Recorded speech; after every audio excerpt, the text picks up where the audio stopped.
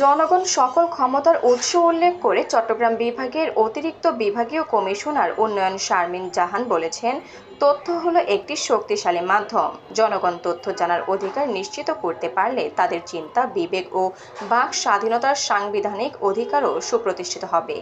কাপ্তাই প্রতিনিধি রিপন মারমার প্রতিবেদনে থাকছে বিস্তারিত।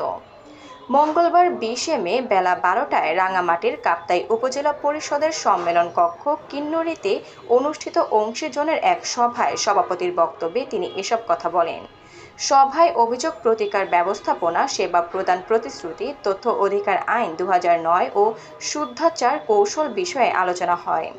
চট্টগ্রাম বিভাগীয় কমিশনার কার্যালয়ের আয়োজনে ও কাপ্তাই উপজেলা প্রশাসনের সহযোগিতায় এই সভা অনুষ্ঠিত হয়।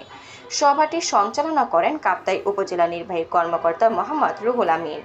সভায় তথ্য অধিকার আইন নিয়ে একটি প্রবন্ধ উপস্থাপন করেন চট্টগ্রাম বিভাগীয় কমিশনার কার্যালয়ের সিনিয়র সহকারী কমিশনার সুব্রত বিশ্বাস দাস।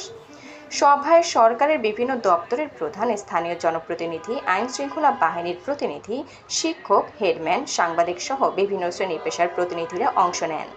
সভায় বক্তারা প্রশাসনের স্বচ্ছতা, জবাবদিহিতা ও জনগণের আস্থা বৃদ্ধিতে তথ্য অধিকার আইন এবং সুশাসনের কৌশলগুলোর বাস্তবায়নের ওপর গুরুত্বারোপ করেন।